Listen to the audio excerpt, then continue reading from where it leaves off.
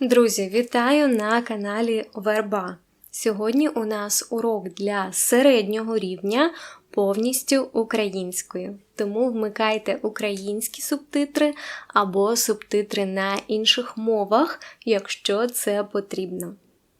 Сьогодні тема у нас сумна, але, на жаль, важлива зараз. Адже кожного дня у новинах ми чуємо про нові катаклізми або стихійні лиха. Що це таке? Це природні явища, що мають дуже велику руйнівну силу та знищують матеріальні цінності та можуть призводити до травм або загибелі людей та тварин. Які ж катаклізми трапляються на нашій планеті найчастіше? Перше стихійне лихо – це землетрус. Землетрус. Це слово складається з двох слів – земля і труситися. Земля буквально труситься або дрижить під нашими ногами. Землетруси можуть відбуватися на землі і під водою, наприклад, в океані, через рух літосферних плит. Плити землі рухаються і земля дрижить. Силу землетрусу виміряють за шкалою Ріхтера. Землетрус може бути слабким або дуже сильним – від 0 до 10 балів. Цю силу виміряють за допомогою сейсмографа. На жаль, дуже сильний землетрус стався 6 лютого цього року у Турції та Сирії – 7,8 балів. Цей землетрус призвів до катастрофічних наслідків. Більше 40 тисяч людей загинуло і десятки тисяч залишилися без домівок. Також землетруси сталися і в інших країнах світу. Мені дуже-дуже шкода, і я б хотіла принести свої співчуття всім жертвам цього жахливого стихійного лиха.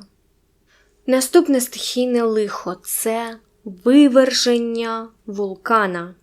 Виверження вулкана – це процес, коли з-під землі на поверхню землі виходить магма та попіл, які на землі стають лавою. Вулкани знаходяться в різних точках нашої планети, і їх виверження може статися під водою та на поверхні землі. Наступне стихійне лихо – це зсув. Ми часто кажемо «зсув ґрунту», коли ґрунт з гори або з холма рухається униз, разом з усім, що є на ньому, разом з деревами, рослинами, іноді навіть з будинками. Під час зсуву ґрунту також в небезпеці будинки, які знаходяться під горою, адже їх може засипати ґрунтом з гори. Такі зсуви часто трапляються через ерозію або сильні зливи.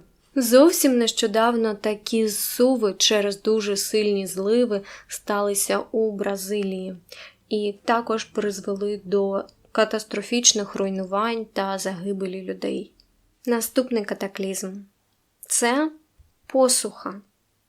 Посуха від слова «сухий».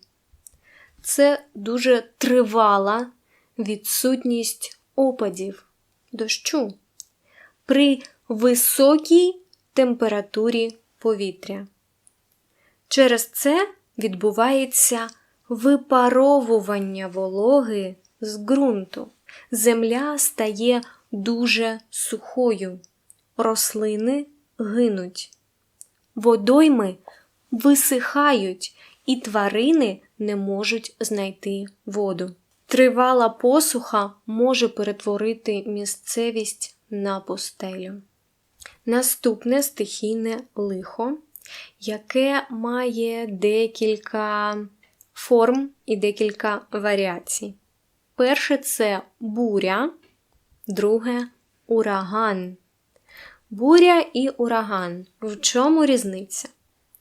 Буря – це дуже сильний руйнівний вітер швидкістю від 20 до 32 метрів на секунду. Такий вітер має руйнівну силу. Він може піднімати в повітря дрібні предмети і переносити їх.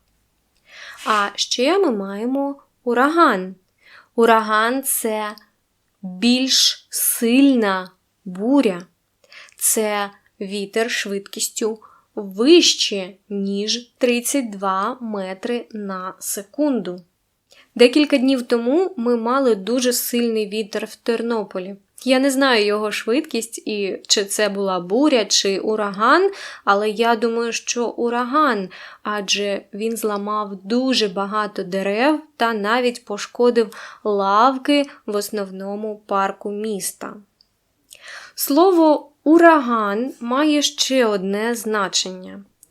Ураган або тропічний циклон, або тайфун. Це дуже низький атмосферний тиск, який утворюється над теплою водою океана та рухається до берега і має дуже велику руйнівну силу. Наступне стихійне лихо – це пилова буря. Пилова буря.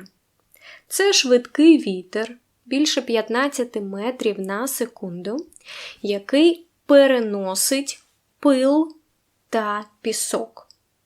Це часто трапляється в пустелях або у степах. Під час пилової бурі важливо захищати наші дихальні шляхи та очі. І бажано залишатися у приміщенні, поки буря не скінчиться. Наступний катаклізм – це шторм. Шторм. Шторм – це буря або ураган, але на воді, в океані, у морі або навіть на озері. Коли вітер піднімає дуже високі хвилі. Шторми дуже небезпечні для кораблів та човнів, тому я не раджу вам кататися на човні під час шторму. А ми рухаємося далі. Наступний катаклізм – це лісові пожежі, тобто пожежі у лісі. Це коли вогонь дуже швидко розповсюджується та має дуже високу температуру горіння. Такі пожежі зазвичай дуже важко гасити.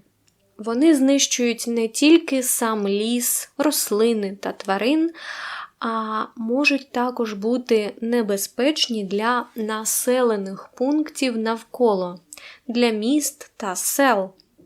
Також дим від такої пожежі вкриває дуже велику територію і приносить шкоду для здоров'я усього живого. Наступний катаклізм – це торнадо. Так, торнадо або смерч, або вихор. Що це таке? Це атмосферне явище, яке виникає у грозовій хмарі та спускається униз до землі у формі труби. Знизу смерч або торнадо має дуже низький атмосферний тиск, тому затягує в себе все, що зустрічає на своєму шляху, як пилосос. Це явище має таку велику руйнівну силу, що воно досі не повністю вивчене, адже просто неможливо його контролювати. В Україні смерчі бувають дуже рідко і мають дуже маленьку силу. Але, наприклад, в Америці, особливо в Техасі, вони просто катастрофічні. Рухаємося далі. Наступний катаклізм – це ожеледь. Це ожеледь. Від слова лід.